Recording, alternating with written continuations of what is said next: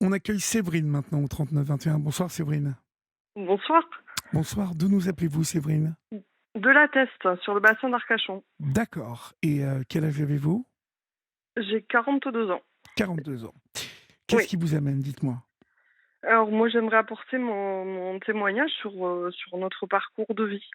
Nous avons un enfant qui a aujourd'hui 21 ans, qui Oui, s'appelle Lucas, oui. qui est né le 14 février 2002, jour de la Saint-Valentin, et qui, après des années d'errance, a été diagnostiqué autiste.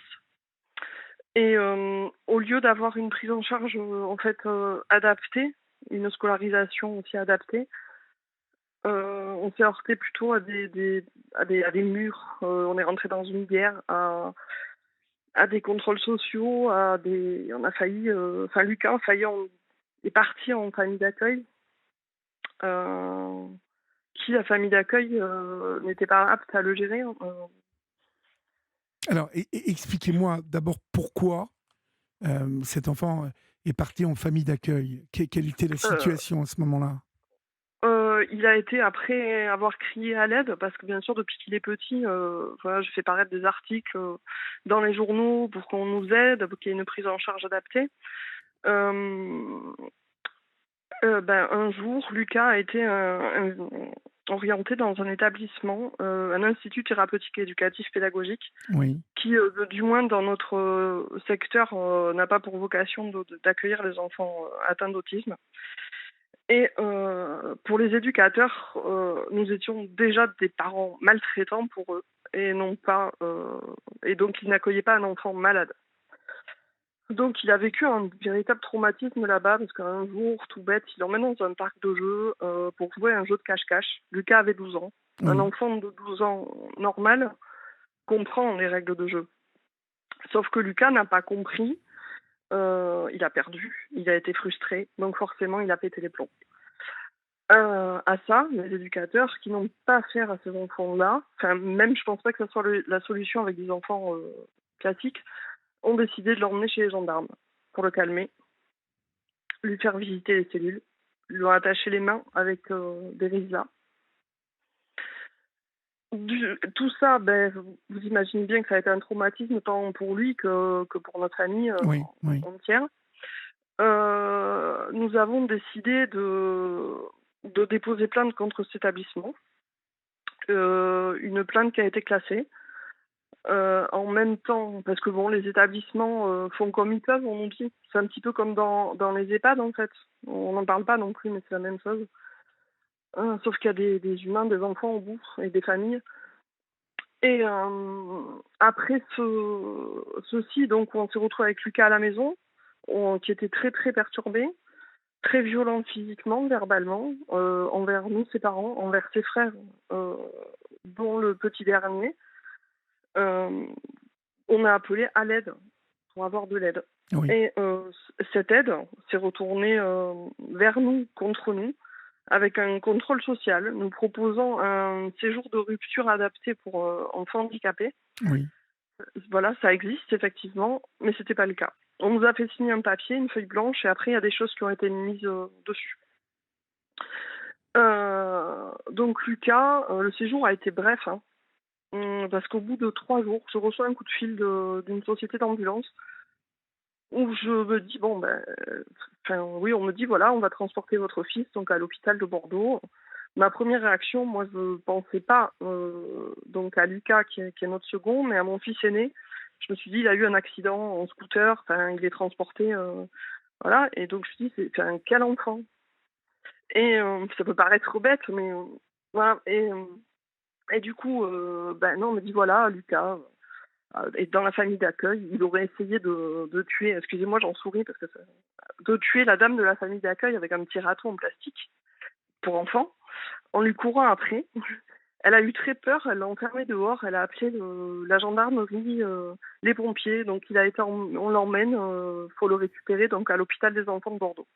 Donc on prend la route, c'est à peu près à 35 minutes de chez nous, on arrive, on voit un enfant, plein d'urine, avec une poche poubelle avec tous ses habits pleins d'urine, ce qui veut dire qu'il a été, très, très perturbé. Oui. c'était complètement, un placement abusif, qu'avec lui, il n'y avait personne, hein. Il n'y avait pas de représentant des services sociaux, personne n'était présent. J'ai essayé d'avoir des contacts par la suite. Les seuls contacts que j'ai eus, c'est que je m'estime heureuse que la famille d'accueil n'ait pas déposé plainte contre nous pour un enfant malade diagnostiqué autiste au centre ressources autisme. Après ça, j'étais dans le combat aussi avec Vaincre l'autisme et Monsieur Sagili pour attaquer l'État pour le remboursement des soins ABA, parce qu'on avait une notification de prise en charge en IME, mais un papier, quoi, pas de place, juste un papier, et rien avancé. Donc moi je me suis dit, écoute, pourquoi pas, Séverine, lance-toi, on sait jamais, on a à gagner, voilà. On pensait que ça amènerait autre chose que le remboursement des soins, ça a été faux. Euh, Ça nous a apporté un contrôle social parce que je n'ai pas hésité à passer à la radio. Vous me direz aujourd'hui pourquoi je repasse à la radio alors maintenant. Je repasse parce que je pense que j'ai pas terminé mon combat, le combat pour les autres personnes. Je veux faire passer un message qu'on est toujours là, qu'on est toujours debout, qu'on est sorti et qu'il faut pas que les gens ils baissent les bras. Euh, c'est important de croire à son enfant, à sa famille, à soi-même et de se battre. Et mon but aussi, j'aimerais dans l'avenir écrire un livre sur mon histoire pour aider les gens, mais il faut que j'arrive à rassembler mes idées dans la tête, ou peut-être si quelqu'un m'entend, s'il peut m'aider à écrire en mon parcours de vie aussi, pourquoi pas. Et donc, quand on a récupéré Lucas après ce placement, donc nous on s'est dit c'est bon, ils ont compris, ils voient bien que Lucas il faut l'aider, quoi, que c'est pas nous les parents dangereux. Non, un jour je vais à ma boîte aux lettres comme tous les jours et je vois qu'on est convoqué au tribunal de Bordeaux. Jamais j'ai mis les pieds là-bas. On se retrouve convoqué déjà pendant 6 mois avec une mesure judiciaire éducative où donc tous nos enfants étaient concernés. Le dernier avait 9 ans. J'avais demandé de l'aide à la base parce que le dernier m'avait dit maman, plutôt que vivre ça, je préfère mourir. Oui. Donc quand on entend ça dans le cœur d'une maman, on se dit il faut que je réagisse, quoi. Il faut que je protège mes autres enfants aussi. Donc j'ai été honnête avec les services qui sont censés nous aider et finalement ça s'est retourné contre nous. A été écrit qu'on a voulu placer nos 3 enfants. On a dû raconter notre vie de notre enfance à maintenant, de tout, aussi bien détailler nos comptes que notre vie personnelle, que tout, quoi. Bien sûr, avant ça, j'ai oublié le passage où ils nous ont envoyé 3 policiers qui ont débarqué en même temps que mon mari rentrait du travail Mais non. devant nos enfants. Si, oui. Qui ont voulu nous embarquer. Mais, voilà. mais à quel titre ils ont voulu vous embarquer? Parce qu'ils ont eu un signalement de maltraitance, en fait. Parce que j'ai eu la bêtise de dire, quand on l'a eu emmené à l'hôpital, parce qu'on vivait, on peut dire, un petit peu en hôpital psychiatrique, et tous les soirs, pratiquement, c'était pompiers, police. Et moi, vu que les médecins me disaient on ne peut rien faire, moi, honnêtement, je leur dis, si vous pouvez rien faire, qu'est-ce qu'on fait alors? Parce que tout le monde me fermait la porte. Et j'ai dit, je le jette dans la Garonne. J'ai dit un mot de trop. Ah oui, d'accord. Voilà, donc déclaration au procureur oblige. Je dis, c'est fou parce que, bon, vous avez dit ça parce que vous étiez sans doute en colère, ouais. à bout, fatigué sans doute. Tout à fait. Je pensais qu'ils allaient l'entendre comme un cri de désespoir, pas... C'était un cri de désespoir. C'était, voilà. Et résultat, voilà. Donc après, nous avons donc eu cette équipe éducative qui a duré 6 mois. On est tombé sur une super équipe qui, quand l'éducateur a vu Lucas, il n'était pas habitué à avoir des enfants comme ça, parce que c'est plutôt des prédélinquants, si je peux me permettre, entre guillemets, qui voient. Et il ne savait pas comment réagir envers Lucas, même Lucas lui demandait s'il pouvait partir de la maison, parce que ça le dérangeait, parce parce que Lucas n'aime pas sortir, hein, n'aime pas le contact, n'aime pas Ouais, ouais, bah ouais, voilà, ouais. c'est la base. Et donc voilà, ils nous ont accompagnés du mois de juillet au mois de décembre 2015 jusqu'à passer donc au tribunal où bon, Lucas n'était pas présent parce que la juge a voulu quand même épargner Lucas. Mais par contre, elle n'a pas épargné ni mon fils aîné ni mon dernier. Ils ont dû aller au tribunal, nous aussi. Euh, Première fois que mes enfants ont vu leur père pleurer, il a craqué, il fallait bien craquer au bout d'un moment. On est juste humain. Et qui la juge a dit bah, vous y êtes pour rien. On a bien compris que c'était l'État, c'était plutôt un défaut de soins, un défaut de prise en charge. Mais si j'ai un conseil à vous donner, madame, restez en bon terme avec les institutions. Donc dans ma tête, ça a fait bon, bah, écoute Séverine, tais-toi et puis occupe-toi de ton enfant. Donc je suis restée en stand-by, j'ai continué à élever mes enfants. Et pourquoi je parle maintenant mon dernier va avoir 18 ans. Alors est-ce que ça m'enlève la peur des services sociaux? Sans Peut-être. doute un peu, Voilà. non? Oui, et pour Ça aussi... va en tout cas libérer votre parole. ouais, voilà. Et puis que j'entends que malheureusement, ces choses, enfin, les placements abusifs continuent. Les familles en souffrance, peu importe le handicap, ça continue. Euh, et pour faire passer un message qu'il ne faut pas juger, même un enfant qui va faire un caprice, ou faut pas juger, on sait pas ce qu'il a cet enfant, on ne sait pas ce qui se passe. C'est peut-être pas un caprice. Et, euh, et puis ceux qui sont victimes de placements abusifs, ben restez forts, croyez en vous, restez sur terre. Il y a plein de belles choses qui peuvent arriver. La preuve, on peut rencontrer de bonnes personnes. Nous, on a eu la chance de rencontrer un enseignant Ulysse exceptionnel qui, grâce à lui, Lucas a eu son brevet avec mention bien. Mais c'est super, ça. Voilà, qui a pu commencer bon, une brive de lycée, mais malheureusement, c'est un petit peu compliqué. La scolarisation, quand on dépasse les 16 ans, c'est comme avant 6 ans. Bon. Mais il y a quand même du positif. Lucas est stable.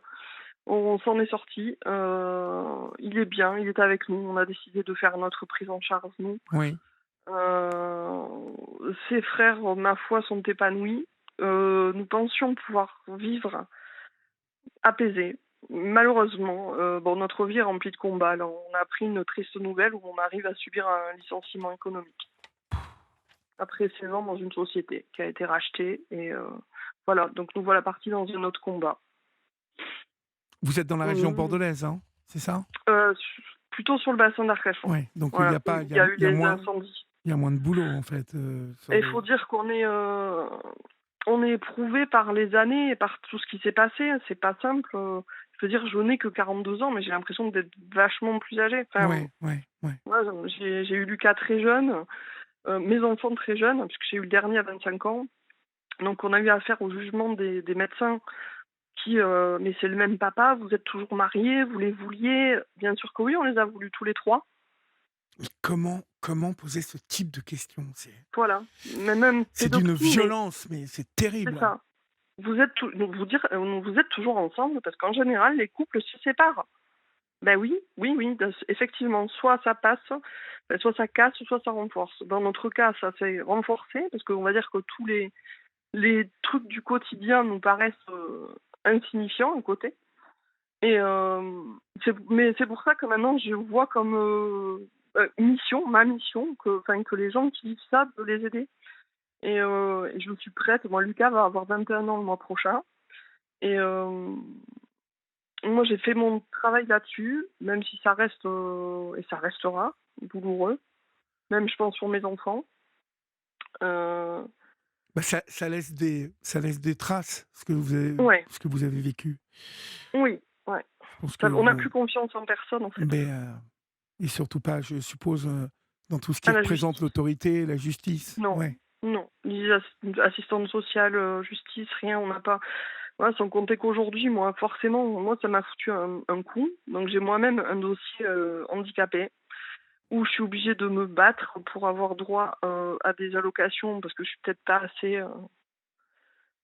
handicapée à leur goût, j'ai peut-être pas assez morphée, je suis peut-être pas trop assez tombée dans des addictions pour avoir quelque chose. J'ai aucune addiction justement, c'est resté la tête haute. Avec un passage à vide où quand même mon corps, fallait bien craquer. En 2018, j'ai failli perdre la vie. Je suis restée 3 mois alitée, j'avais 38 ans et c'est dur, quoi. On D'épuisement? voit ces enfants, voilà, d'épuisement, ils nous ont menés au bout du rouleau et les nerfs vous tiennent, mais au bout d'un moment, le corps craque Bien sûr. et là, voilà et puis là, j'ai craqué. Mais heureusement, j'ai été entourée et je veux surtout envoyer un message de positif, que les gens, ils restent debout. Voilà. Mais pour en revenir à cette histoire qui s'est passée, donc cette histoire de petit râteau en plastique, ça s'est passé, Oui, il avait quel âge, Lucas? il avait 13 ans. Il avait 13 ans. Ouais, c'était en Et, 2015. et donc, ils l'ont placé suite à ça, suite à tout ça. Il a été placé parce qu'il nous proposait ce séjour comme un séjour de rupture pour nous souffler, parce qu'il était assez violent à la maison. Et en fait, c'est dans cette famille d'accueil, qui est une famille d'accueil pour enfants classique. Donc, ils ont voulu appliquer enfin, les règles. Voilà, faut aller au lit après manger, enfin, un bateau. Sauf que lui, Mais, c'est pas ça. mais Euh, enfin, je ne sais pas comment vous jugez cette décision là avec du recul, parce que Bah, c'est horrible. ben Ce qu'ils oui, nous ont fait, c'est horrible. elle me semble complètement, C'est inhumain, c'est horrible. En oui, fait, puis on a appelé à l'aide et puis on a essayé de nous enfoncer. Voilà, même mon fils qui est né, qui à ce moment-là essayait de rentrer à l'armée, l'armée voyait des infos qu'il avait un frère autiste, donc avant de le prendre, ils ont voulu le faire passer devant un psychiatre. Mais c'est pas contagieux en fait. Voilà, on s'est dit ça va nous suivre jusqu'où, jusqu'à quand, jusqu'à c'est fou parce que voilà. c'est dans votre histoire, toute la famille a été entraînée dans une espèce de rouleau Ouais. compresseur. Voilà, et puis j'avais mon petit bonhomme qui doit nous écouter en ce moment, qui est un grand bonhomme hein, maintenant. Euh, L'aîné, qui l'aîné ou avait 9 Lucas? ans. Le dernier, Le non, dernier. Lucas, il est le second. Voilà, on a 3 garçons. Oui. Donc, mon fils aîné qui va avoir 24 ans cette année, donc Lucas qui va avoir 21 ans, et Thomas qui va avoir 18 ans. D'accord. Voilà. Et qui, à l'époque, donc avait tout juste 9 ans. Et petit bout de chou qui se retrouve au tribunal à côté de gens qui disent «Oh, j'espère que mon frère ou je sais pas quoi sera sorti de tôle pour Noël». Enfin, pas un discours qu'on a l'habitude d'entendre, quoi. Et nous, on est Ils, là, mais ils- qu'est-ce qu'on fait là? ils- ils ont été traumatisés par tout ça, je suppose. Oui, Ça a oui. laissé quelle trace chez eux? Eux seuls sauraient vraiment me dire quelle trace ça a laissé. Enfin, je pense du positif, on ressort encore une fois parce que j'ai Parce que 2 vous êtes restés gamins unis. vaillants, voilà, unis, j'ai 2 gamins vaillants, qui même, le premier a choisi après ça de faire, auxiliaire de vie scolaire pour s'occuper d'un enfant handicapé. Oui. Après qui a travaillé en EHPAD, en unité Alzheimer. Voilà, donc le petit dernier qui bosse à fond, qui est paysagiste en bac pro. Et voilà quoi, on est tous restés debout, C'est vous parce que ça n'est malgré pas la tout ça. première fois que j'entends sur cette antenne des familles Mmh. qui à un moment ben voilà, traversent une Non, épreuve, mais mmh. bon, et qui se retrouvent parce qu'ils ont demandé de l'aide, qui se retrouvent dans une Ouais, espèce de lessiveuse. tout à fait. Mmh. Tout Qui à a fait. déclenché tout ça? C'est encore l'ASE ou C'était avec eux, hein, parce que le collège aussi pensait bien faire avec nous. Vous savez, il y a des équipes éducatives pour faire le point un petit peu sur la scolarisation et la prise en ouais. charge. Enfin, on peut dire la non prise en charge plutôt là. Mais là, Et en fait, en gros, ils vous ont pris pour des cas sociaux? exactement, Ouais. exactement. Bah forcément. Et en plus, vous êtes des jeunes parents avec 3 enfants, mais c'est pas voilà, c'est pas possible. Ça ne peut pas exister. Des gens normaux. Et puis Lucas était violent depuis tout petit, donc un enfant violent, il vient forcément de parents violents. C'était leur logique. Voilà. Et puis pour eux, peut-être que Lucas est né à la mauvaise époque. J'espère qu'ils vont avancer un peu plus là-dessus. Pour eux, un autiste n'était pas capable de parler. Lucas parle. Lucas a appris ce que c'est le sens de l'humour. Bon, Oui. certes, il est différent. Mais je sais pas, en fait, sa différence, si c'est une force, c'est une force aussi pour nous. Heu, donc après, c'est où se définit la normalité, effectivement. Voilà, Qu'est-ce que vous mais conseillerez aux parents, là, aujourd'hui, en de étant se passés par ce type de se d'épreuve, en fait, de ne pas faire de se appel, battre, de se battre, mais oui, de de toute se de façon, se je crois qu'on n'a pas le choix quand on a un enfant bah, des fois, on peut plus. autiste. C'est pas qu'on n'a pas le choix, il y a des parents qui peuvent plus, ils sont peut-être nous, on était bien entourés, on n'était pas seuls et en fait, on pense, certains, qui arrivent plus à suivre que c'est à cause du handicap, mais c'est pas à cause du handicap, c'est plutôt le personnel, qui nous entoure autour de ce handicap, qui au lieu d'être bienveillant, bah, ils vous mettent un petit peu plus la tête sous l'eau. Donc vous êtes déjà à bout, et on est censés tous fonctionner ensemble, marcher ensemble et travailler ensemble pour Lucas ou pour leurs enfants et ça fonctionne pas comme ça. Et là, surtout si ça va pas d'aller s'ils peuvent bien sûr aller consulter, aller boire un café, sortez, ne restez pas enfermés, n'écoutez pas ce qui peut se passer dans votre tête une fraction de seconde. Voilà, les choses peuvent bouger, ce n'est pas fixé. On m'aurait dit ça en 2015, j'aurais pas cru. On se dit, bon, qu'est-ce qui se passe? J'étais au fond du gouffre, on voit 3 policiers arriver, je n'arrivais plus à respirer tellement je pleurais. Voilà, c'était, qu'est-ce que j'ai fait à part demander de l'aide? Oui, Voilà, qu'est-ce que j'ai fait à part de demander de l'aide? C'est tout. voilà, Ouais. c'est mon bilan. Donc s'ils peuvent s'aider, eux-mêmes ou aider leurs enfants, c'est tant mieux. Après, je comprends, c'est pas facile. Bon, attention, il reste quand même des professionnels qui écoutent, hein. Heureusement, c'est pas partout comme ça, mais je vois que malheureusement, ça continue d'un côté. Et puis là, on est en 2023 et puis il faudrait que les choses changent parce que c'est des enfants qui, après ces placements, sont extrêmement perturbés, qui ont besoin de repères. Bah, Et surtout des un, gens dans leur famille, ouais, surtout un placement comme il a vécu. c'est ça, voilà. Ou même, il lui demandait, il peut pas dormir, même encore à 21 ans, sans petite lumière. Et là, il lui demandait de t'éteins la lumière, c'est comme ça, c'est pas autrement. Mais non, ça marche pas en fait. C'est Ça. fou, Même c'est avec fou. un enfant classique, je pense pas que ce soit la solution pour se faire entendre. Et on n'a jamais eu de retour de cette famille. Même bon, Lucas se souvient encore du monsieur qui lui courait après Oui, dehors bah oui, de la famille il se d'accueil. souvient, le pauvre. Voilà, et il est passé par une phase de il était victime, mais il se sentait coupable de ce qui s'était passé dans l'établissement aussi. Donc on lui disait: «Tu n'es pas coupable, ce qu'ils ont fait, c'est pas normal». Il y a même, on a eu la chance d'avoir même la directrice de cet établissement qui était là-bas à l'époque, qui est venue à la maison pour s'excuser auprès de Lucas. Pourtant, elle n'était pas présente, hein, mais elle a tenu à s'excuser au nom de ses éducateurs. Malheureusement, elle Pourquoi elle a s'est témoin excusée? Pourquoi? Parce que pour elle, c'est inadmissible ce qui s'est Mais passé. oui, Et mais oui. voilà, c'est une dame qui arrivait de Paris, qui savait bien que Lucas, il était autiste, qu'il était différent et que c'était rien qu'ils comprennent pas une règle de jeu. On va pas à la gendarmerie, à 12-13 ans pour parce Mais non, qu'il mais a pas c'est compris la fou. règle et C'est qui c'est voilà, c'est c'est fou, c'est fou. voilà et c'est pour ça. Donc je relance mon appel. Si quelqu'un, peut m'aider à mettre ces mots sur un papier, pour pouvoir aider d'autres familles. Heu, Ce livre dès que Vous cherchez quelqu'un qui vous aide à écrire ou à oui, publier? les 2. Les 2. D'accord. Ouais, les 2. Voilà Mais et écoutez, l'appel est lancé, Séverine. d'accord. Ben, On en tout cas, je vous remercie beaucoup Mais je vous d'avoir en pu prie, je m'exprimer vous en prie. et je vous souhaite une très bonne soirée. Et moi, je vous souhaite plein de courage parce que bon, Merci. il va vous en falloir avec, le licenciement Mmh. de votre époux, mais Marie. Oui, bon, vous avez mais de on la va se ressource, battre. hein, vous savez, On va se vous battre. avez été mis à l'épreuve, donc vous savez que vous avez, Mmh. quelque chose en vous qui, Ouais, voilà, mais oui, il va falloir se ouais, battre.